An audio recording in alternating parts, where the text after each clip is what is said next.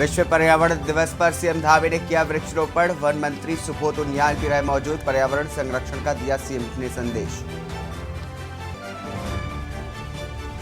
देहरादून में उत्तराखंड राज्य आंदोलनकारी मंच के पूर्व घोषित कार्यक्रम के तहत दिया गया धरना। क्षैतिज आरक्षण व राज्य आंदोलनकारियों के चिन्हीकरण की मांग। विश्व प्रसिद्ध दक्षेश्वर महादेव और नीलकंठ मंदिर में महिलाओं के छोटे वस्त्र पहनने पर आने पर लगाई गई है पाबंदी।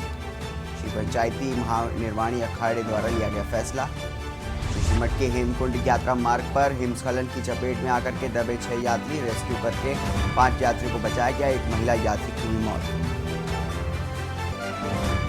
राज्य में पार्किंग समस्या के समाधान के लिए 12 शहरों में पहाड़ में बनाई जानी है टनल पार्किंग। पौड़ी में 2, टिहरी में 6, उत्तरकाशी में 2 और नैनीताल में 2 पार्किंग शामिल। और कुख्यात गैंगस्टर लॉरेंस बिश्नोई के नाम पर मांगी गई रंगदारी। पुलिस ने अभियुक्तों को किया गिरफ्तार। हरिद्वार के हार्डवेयर व्यापारी को की थी कॉल। आप देख रहे हैं के न्यूज, खबरों का सारथी। नमस्कार, स्वागत है आपका खबर उत्तराखंड में। मैं हूं आपके साथ हारिस। पहली खबर देहरादून से है, जहां पर देहरादून में प्राविधिक शिक्षा द्वारा पॉलिटेक्निकल के विद्यार्थियों के लिए रोजगार मेले का आयोजन किया गया। इस अवसर पर मुख्यमंत्री पुष्कर सिंह धामी ने कार्यक्रम में 272 अभ्यर्थियों को नियुक्ति पत्र प्रदान किए। विभिन्न कंपनियों में इन विद्यार्थियों के चयन के बाद आज नियुक्ति पत्र प्रदान किए गए थे। मुख्यमंत्री ने नियुक्ति पत्र प्राप्त करने वाले सभी छात्र छात्राओं को बधाई दी एवं उनके उज्जवल भविष्य की कामना की। मुख्यमंत्री ने कहा कि प्रधानमंत्री मोदी के नेतृत्व में 9 वर्षों से देश में युवाओं के लिए रोजगार और स्वरोजगार के क्षेत्र में जो अभियान चल रहा है, उसमें रोजगार मेले की एक कड़ी और जुड़ी है।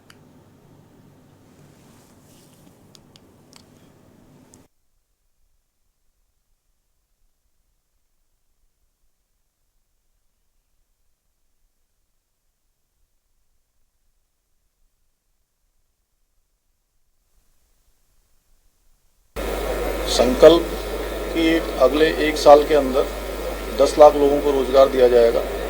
उस क्रम में उत्तराखंड में भी जो हमारे यहाँ पर जितने भी रिक्त स्थान हैं, उन सभी रिक्त स्थानों को भरने की प्रक्रिया लगातार जारी है। उसी क्रम में आज प्राविधिक शिक्षा के 2100 से भी ज़्यादा जो बच्चे जो विभिन्न संस्थानों में जिनको प्लेसमेंट मिला है, उन सभी को आज नियुक्ति पत्र दिए जा रहे हैं। और हमारा प्रयास है कि आने वाले समय में जहाँ जो सरकारी नियुक्तियाँ हैं उनको 100% भरना है। उसके लिए लगातार जो कैलेंडर है वो हमारा जारी है। उस कैलेंडर के अनुरूप लगातार परीक्षाएं हो रही हैं। वहीं जो हमारे औद्योगिक संस्थान हैं, उन औद्योगिक संस्थानों से भी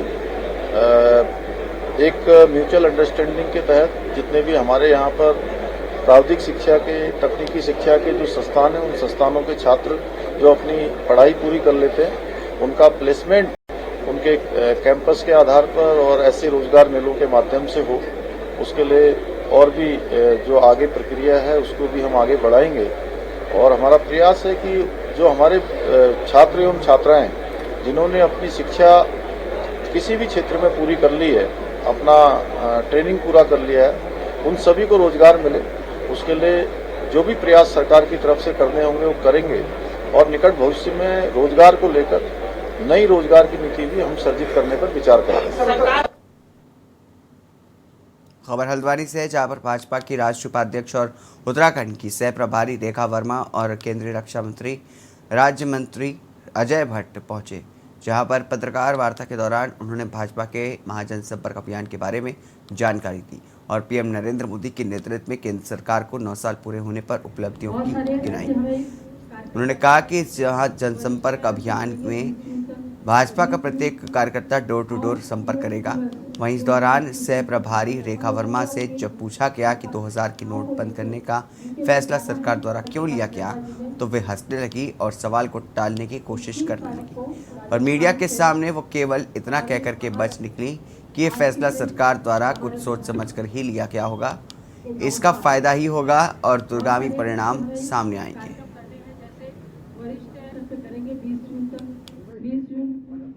और योग दिवस जो हमारा 21 जून को मनाया जाता है, लोगों को अपनी सरकार योजनाओं को लेके नीचे तक जाना है और प्रकाश रीवा जिले जबरदस्त समर्थन महासंपर्क अभियान में हमको मिल रहा है। आज पूरे देश में इसी तरह जैसे प्रेस यहाँ पर भी अलग अलग क्षेत्रों में अलग अलग दिवस पर हमारे बड़े नेता, हमारे सांसद, हमारे पदाधिकारी कर रहे हैं और इसकी यूटिलिटी क्या है, उपयोग क्या है और हमने 9 सालों में क्या किया हम ये बता रहे हैं। महंगाई की बात आ रही है, हम 3 सिलेंडर गरीबों को मुफ्त में दे रहे हैं, ये सब आपको पता है। 3 सिलेंडर मुफ्त में दे रहे हैं। मॉर्गन स्टैनली जो वित्त के बारे में विश्व को पूरा संदेश देती है, सर्वे करती है देशों का, उसके बाद डिक्लेयर करती है कि किसकी क्या स्थिति है। महासंपर्क अभियान जो चल रहा है वो हमारा 30 मई से लेकर 30 जून तक चलेगा और इस बीच पे हम बहुत सारे ऐसे कार्यक्रम करने वाले हैं। उसमें एक हमारा ये प्रेस का भी कार्यक्रम था, दूसरा सोशल मीडिया, हमारा प्रबुद्ध सम्मेलन, हमारा युवा मोर्चा का एक कार्यक्रम रहेगा। इस तरह से हमने 8-9 कार्यक्रम लिए हैं और एक महारैली होगी हमारी जो हर लोकसभा में की जाएगी। अल्मोड़ा में भाजपा महाजनसंपर्क अभियान के प्रदेश प्रभारी अश्वनी त्यागी यहाँ पर पत्रकार वार्ता करते हुए केंद्र की मोदी सरकार की 9 साल की उपलब्धियों को गिनाई है। उन्होंने कहा कि मोदी सरकार में प्रत्येक गांव को सड़क से जोड़ा जा रहा है। अल्मोड़ा जनपद में ही 2218 नए मोटर मार्ग बनाने का काम किया जा रहा है, जिसमें कई सड़कों का काम भी पूरा हो गया है, लेकिन 10,000 से अधिक घरों में सौभाग्य योजना के तहत बिजली के कनेक्शन भी दिए गए हैं, जबकि जल जीवन मिशन के तहत हर घर नल से जल पहुंचाने का काम भी किया है। उन्होंने कहा कि आवागमन की सुविधा के लिए Almora, Lakshmeshwar, Takula, Bageshwar, Kanda, Kamedi Devi, Udiyari, band to Dor band two lane motor मार्ग की स्वीकृति मिल गई है। इसमें 1300 करोड़ रुपए से काम होगा। सरकार चली थी, निश्चित रूप से हम ये गर्व के साथ में कह सकते हैं गरीब कल्याण, इस लक्ष्य को लेकर के वो सरकार चली थी। निश्चित रूप से हम ये गर्व के साथ में कह सकते हैं इन 9 सालों में जो जन कल्याण के काम माननीय मोदी जी सरकार ने किए हैं, वो देश का मतदाता, इस देश का नौजवान, गरीब, किसान महसूस करता है कि जन कल्याणकारी योजनाओं से आम जीवन में उत्तरोत्तर प्रगति करने का काम सरकार ने किया है। 9 साल बहुत ही बेमिसाल रहे। निश्चित रूप से ये 9 साल पूर्णतः गरीबों को समर्पित रहे, किसानों को समर्पित रहे, सैनिकों को समर्पित रहे, हर एक उस व्यक्ति को समर्पित रहे हैं जो कि बिल्कुल पंक्ति के अंतिम छोर में बैठा हुआ था। उस तक जो है विकास का प्रकाश वहां तक पहुंचा है मोदी जी के नेतृत्व में। वास्तव में जिस प्रकार से 9 वर्षों का कालखंड है, मेरे भी राजनीतिक जीवन के अंदर लगभग 30-32 साल का जिला पंचायत से यहाँ तक का रहने का अवसर मिला है। बहुत सारी सरकारों को हमने देखा है। नरेंद्र भाई मोदी जी ने जिस आइडियोलॉजी को लेकर के भारतीय जनसंघ से लेकर के हम आज तक काम कर रहे हैं, गाँव से लेकर के आम गरीब अंतिम व्यक्ति तक के विकास की सोच 70 सालों में जिनके शौचालय नहीं थे उनको शौचालय देने का काम, जिनको बिजली नहीं थी उनको बिजली देने का काम, जिनको पानी देने का काम, कोई भी जो मूलभूत सुविधाएं हैं, चाहे उसकी हेल्थ केयर सुविधा, तो वो सारे चीज़ों को करने का काम करके इसीलिए गरीब की जो। खबर हरिद्वार से, जहां पर मोदी सरकार के 9 साल पूरे होने पर बीजेपी द्वारा देश भर में लोकसभा क्षेत्र में विशेष संपर्क अभियान चलाया जा रहा है। बीजेपी द्वारा चलाए जा रहे जनसंपर्क अभियान के तहत उत्तराखंड की 5 लोकसभा सीटों का प्रभारी गुजरात के पूर्व उप मुख्यमंत्री नितिन पटेल को बनाया गया है। नितिन पटेल ने धर्मनगरी हरिद्वार पहुंचे, जहां पर उन्होंने उत्तराखंड की सभी लोकसभा सीटों पर विशेष जनसंपर्क अभियान के बारे में जानकारी दी। तो वही विपक्ष का पर करारा वार भी किया। साथ ही कहा कि देश की जनता की भलाई के लिए जितने भी कड़े कानून बनाने होंगे उसे मोदी सरकार बनाने से कभी पीछे नहीं हटेगी। साधु संतों द्वारा धार्मिक स्थानों पर महिलाओं के छोटे वस्त्र पहनने पर पाबंदी लगाने की मांग की गई है। नितिन पटेल ने संतों की मांग का समर्थन किया है। भाजपा आज नरेंद्र भाई मोदी जी के नेतृत्व में इतना सक्षम, इतना शक्तिशाली, इतना लोकप्रिय हो चुका है कि देश के जो हमारे विपक्षी पार्टियां है वो 2-4 मिलके तो हमारे सामने लड़ ही नहीं सकती। उनकी कोई हिसाब पार्टी का प्रजा में विश्वास नहीं है, तब जाके वो सोचते हैं कि हम सब इकट्ठा होंगे तो ही थोड़ा तो थोड़ा हम भाजपा का सामना कर सकेंगे। सभी पार्टियां, फिर वो वामपंथी हो, समाजवादी हो, कांग्रेस हो या आम आदमी पार्टी हो या कोई भी पार्टी हो, सबको मिलना पड़ता है। रुद्रपुर में किच्छा विधायक तिलक राज बेहड़ ने अतिक्रमण हटाए जाने के विरोध में कलेक्ट्रेट सभागार में बाहर धरना प्रदर्शन किया।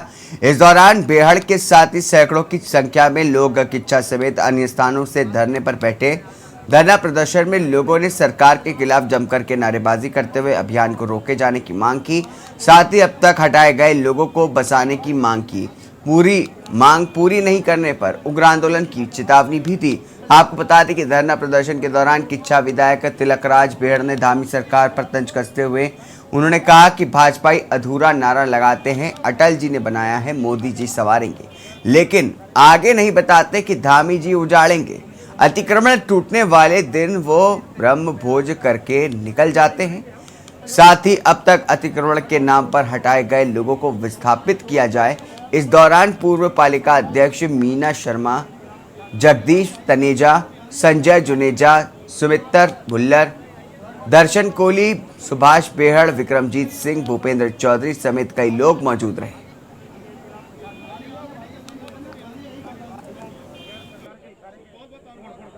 प्रदर्शन का मेन कारण है कि भाजपा जो मदहोश में जी रही है उसकी कानों की थोड़ी आवाज़ पहुंचाने के लिए आज संकेतिक है, आज ये नमूना मात्र है धरना प्रदर्शन, और ये किसी पार्टी का नहीं है, ये केवल उत्पीड़न के शिकार जो लोग हैं उसकी वजह से ये है। आज जो 2,500-3 हज़ार आदमी आपको दिख रहा है, जबकि देश की पहली चुनाव जो हुआ था 1992 में हुआ था, और जो पहले मुख्यमंत्री थे गोविंद बल्लभ पंत जी ने इस तराई को बसाया था, और इस तराई को एनडी तिवारी ने सजाया और संवारा है, जो कि भाजपा के लोग सत्ता के नशे में गोविंद बल्लभ पंत और एनडी तिवारी के सजाए हुए क्षेत्र को आज उजाड़ने का काम कर रहे हैं। इसलिए आज जनता यहाँ पर कलेक्ट्रेट के सामने खड़ी है।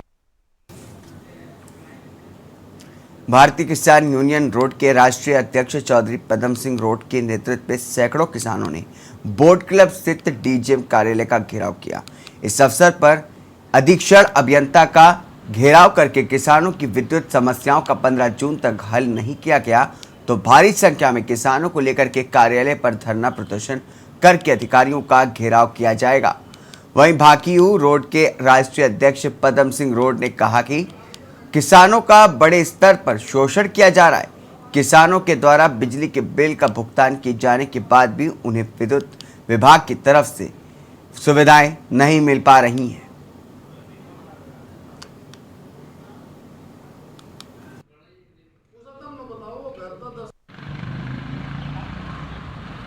क्या है, जो अधिकारियों की जो हठधर्मी है उसी को लेकर आज एक धरना देने का प्रोग्राम यहाँ एसपी साहब के यहाँ किया गया था, और एसपी साहब ने भी ये कबूल किया है कि क्षेत्र में कुछ विभाग की तरफ से भी ऐसी समस्याएं हो रही है जो नहीं होनी चाहिए। उन्हीं सब बातों पर आज बैठ कर बातचीत हुई है।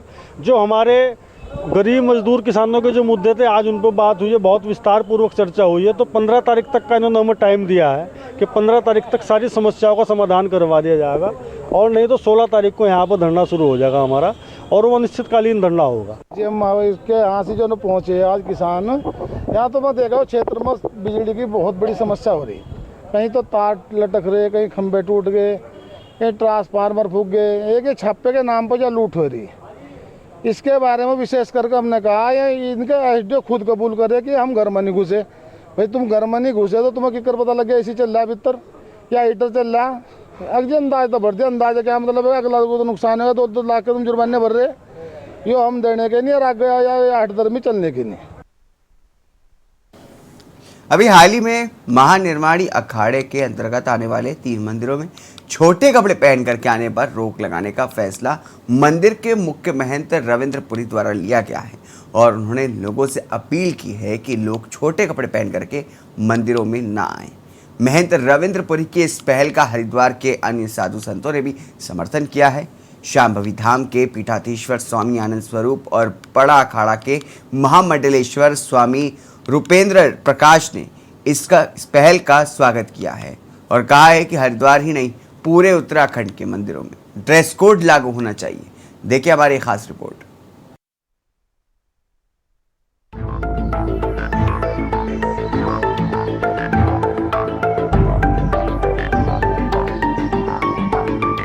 स्वामी आनंद स्वरूप ने कहा कि सभी मंदिरों में ड्रेस कोड लागू होना चाहिए। मंदिरों में पिकनिक मनाने नहीं जाया जाता है। दक्षिण भारत के सभी मंदिरों में लोग शालीनता के साथ जाते हैं और पूजा अर्चना करते हैं। स्वामी आनंद स्वरूप ने चिंता जाहिर करते हुए कहा कि हर की पौड़ी पर आए दिन ऐसे मामले सामने आते हैं कि लोग धार्मिक मर्यादाओं को लांघकर उल्टी सीधी हरकतें करते हैं जो सनातन धर्म के विरुद्ध है। इसलिए वो चाहते हैं कि हर की पौड़ी सभ्यता के लिए ये बहुत जरूरी है। इसलिए वो चाहते हैं कि हर की पौड़ी समेत सभी मंदिरों में ड्रेस कोड लागू होना चाहिए। सनातन धर्म की संस्कृति और सभ्यता के लिए ये बहुत ही जरूरी है। जो लोग इसका विरोध कर रहे हैं उन्हें भी इसके बारे में समझना चाहिए। जो लोग भी इस व्यवस्था का विरोध करेंगे उनके ऊपर कानूनी कार्रवाई होनी चाहिए। बिल्कुल, ड्रेस कोड तो हर जगह लागू होना चाहिए और कम से कम जो लोग भी यह व्यवस्था का विरोध कर रहे हैं उनको सोचना चाहिए कि आप मंदिर में पिकनिक मनाने नहीं जाते हैं, मंदिर में पूजा करने जाते हैं। दक्षिण के सभी मंदिरों में ड्रेस कोड लागू है। बिना साड़ी और बिना धोती के प्रवेश नहीं है। उत्तर के भी कम से कम जब वो जाते हैं तो सात्विकता की भावना के साथ ही जाएं। वहाँ जा कर के पिकनिक बनाना, रेल बनाना, इस पे प्रतिबंध लगना चाहिए। सबको अनिवार्य रूप से महिलाओं को साड़ी और पुरुषों को धोती में ही जाना चाहिए मंदिर में। हम देख रहे हैं हर की पैड़ी पे आए दिन ये वीडियो वायरल हो रहा है। लोग शराब पीते हुए वीडियो बना रहे हैं, लोग नाचते हुए वीडियो बना रहे हैं। हमारे यहाँ तीर्थों में गंगा के किनारे जो 21 कर्म वर्जित हैं उसमें ये भी है क्रीड़ा करना, नाच गाना करना। ये सब पुराणों में जो ब्रह्मवत पुराण है उसमें स्पष्ट वर्णित है कि इन सब चीज़ें वर्जित हैं और जो वर्जित कृत्य यदि कोई तीर्थों पे करता है तो उसके ऊपर कानूनी कार्रवाई करनी चाहिए। वैसे भी हरिद्वार प्रतिबंधित क्षेत्र है, यहाँ पे आकर के आप इस तरह के कृत्य नहीं कर सकते।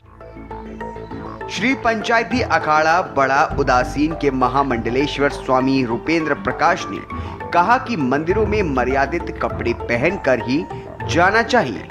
जिन धर्माचार्यों ने इसकी पहल की उनका वो आभार व्यक्त करते हैं। वो अन्य धर्माचार्य और तीर्थ पुरोहित से अपील करते हैं कि वो भी मंदिरों में साइन बोर्ड लगाएं कि लोग मर्यादित कपड़े पहनकर ही मंदिर में आएं। देश के अन्य लोगों को भी ड्रेस कोड का समर्थन करना चाहिए, लेकिन कुछ कम्युनिस्ट लोग इसका विरोध करेंगे और नियम कानून का हवाला भी देंगे। लेकिन सनातन धर्म की संस्कृति सभ्यता को बचाने के लिए धर्माचार्य को ही पहल करनी होगी और मंदिरों में अमर्यादित कपड़े पहनकर आने वाले लोगों को रोकना होगा ताकि देश की संस्कृति सभ्यता बची रहे। 3 मंदिर नहीं, पूरे देश में सभी मंदिरों में अर्धनग्न जिस प्रकार से रहकर लड़कियां या अन्य लड़के भी आते हैं, मैं पूरे देश के धर्माचार्य और सभी तीर्थ पुरोहितों से आह्वान करता हूं कि मंदिरों में बोर्ड लगाया जाए और वहां पर मर्यादित कपड़ों में ही प्रवेश रखा जाए। ये बहुत आवश्यक हो गया है। आज सनातन धर्म जिस दिशा में जा रहा है उस दिशा को सही करने का काम हमारे देश के धर्माचार्यों का है। इसीलिए धर्माचार्यों ने ये आवाज़ उठाई है। मैं सभी धर्माचार्यों का स्वागत करता हूं और सभी देशवासियों से भी आह्वान करता हूं कि इसको अन्य ढंग से ना ले। कुछ कम्युनिस्ट इसको तोड़ मरोड़ कर अलग ढंग से प्रस्तुत करेंगे, स्वतंत्रता का हनन बताएंगे, लेकिन हमारी जो परंपरा है, हमारी जो सनातन संस्कृति की जो हमारी धरोहर है, उसको अक्षुण्ण रखने का काम हम सब सनातन धर्मावलंबियों का है। गौरतलब है कि हरिद्वार में आए दिन ही हर की पौड़ी पर रील्स बनाने के वीडियो सामने आते रहते हैं। इसके बाद साधु संतों ने मंदिरों समेत अन्य धार्मिक स्थलों पर ड्रेस कोड लगाने की कवायद शुरू कर दी है। अब देखना होगा कि साधु संतों की इस पहल का शासन प्रशासन पर क्या असर होता है। क्या प्रशासन साधु संतों की इस अपील का समर्थन करते हुए पूरे प्रदेश में यह व्यवस्था लागू कर पाता है या नहीं? Special report Uttarakhand bureau.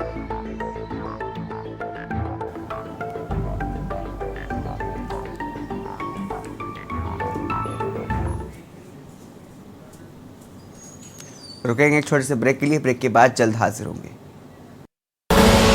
आप देख रहे हैं के न्यूज, खबरों का सारथी। ब्रेक के बाद स्वागत है आपका। अगली खबर लक्सर से है, जहां पर कोतवाली पुलिस के साथ ही वन विभाग की टीम ने कोतवाली परिसर व उपजिलाधिकारी लक्सर के निवास परिसर में वृक्षारोपण कार्यक्रम का आयोजन किया, जिसमें कई प्रजातियों के 50 से भी अधिक पेड़ लगाए गए।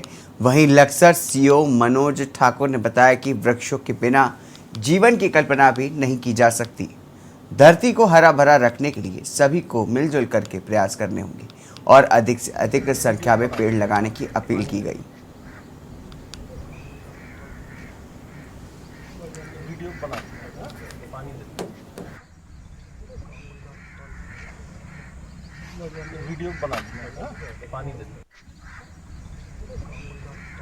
देखिए, जैसा आपको पता है कि आज विश्व पर्यावरण दिवस है, उसके उपलक्ष्य में पुलिस जैसे क्राइम के ऊपर काम करती रहती है, वैसे ही सामाजिक मुद्दों पे भी करती है। तो आज हमारे लक्सर कोतवाली पुलिस द्वारा और वन विभाग के सहयोग से करीब 50 से ऊपर जो है विभिन्न प्रजातियों के पेड़ पौधे यहाँ पर लगाए गए, जिसमें मेरे द्वारा, इंस्पेक्टर साहब द्वारा और अन्य थाने के द्वारा जो है अलग अलग जगह पे पौधे चिन्हित कर लगाए गए हैं।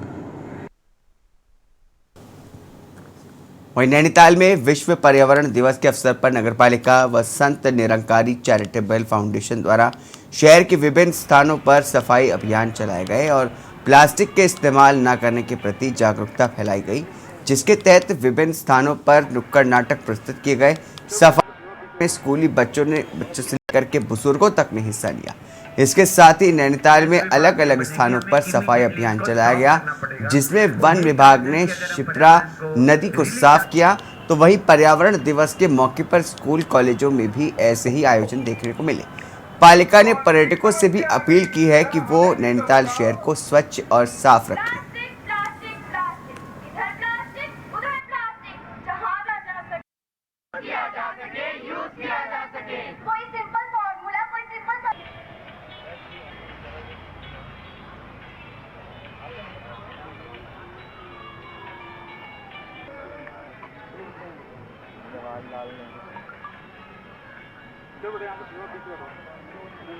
चंदलाल शाह की स्मृति में उनका जन्म शताब्दी समारोह मना रहे हैं। और जैसा कि सभी जानते हैं कि वो बहुआयामी व्यक्तित्व के धनी थे और उन्होंने उस धनी थे पहाड़ को कोई भी नहीं जानता था। तो उस दौरान उन्होंने शिक्षा की अलग जगाने के लिए विद्यालय के वो हमारे निरंतर 50 वर्षों से अधिक समय तक प्रबंधक रहे और उन्होंने हमेशा एक अभिनव प्रयोग किए और शिक्षा को रोजगार से जोड़ने का उन्होंने निरंतर प्रयास किया। उसमें उनके का ये मोमबत्ती था और ये मोमबत्ती है और हमारा मशरूम उत्पादन है। माउंटेन ट्रेनिंग हमारी जो यहाँ पर ये संस्था है, उस संस्था की स्थापना भी आपके द्वारा की गई। और आप प्रकृति और पर्यावरण से बेहद लगाव और प्रेम रखें। स्वच्छता मिशन चलाया जा रहा है। ये प्रतिवर्ष संत निरंकारी द्वारा एक अभियान चलाया जाता है। इसमें नगर पालिका सहयोग करती है इनको। इसको लेके इनके अनुग्राही जितने यहाँ पर इकट्ठा होते हैं और हमारी टीम के साथ वो विभिन्न क्षेत्र नैनीताल के जितने विभिन्न क्षेत्र वहाँ जाके सफाई का अभियान करते हैं। ग्रीन नैनीताल का एक मकसद के माध्यम से कर रहे हैं और आपके माध्यम से कहना चाहता हूँ कि पर्यावरण दिवस है तो मैं चाहता हूँ कि प्लास्टिक फ्री हमारा नैनीताल के साथ साथ उत्तराखंड और हिंदुस्तान होना चाहिए, क्योंकि आने वाले टाइम में अगर प्लास्टिक फ्री नहीं रहा तो पर्यावरण के लिए बहुत दिक्कत का आ जाएगा। इसी के साथ इस बुलेटिन में बस इतना ही। दीजिए इजाजत। नमस्कार।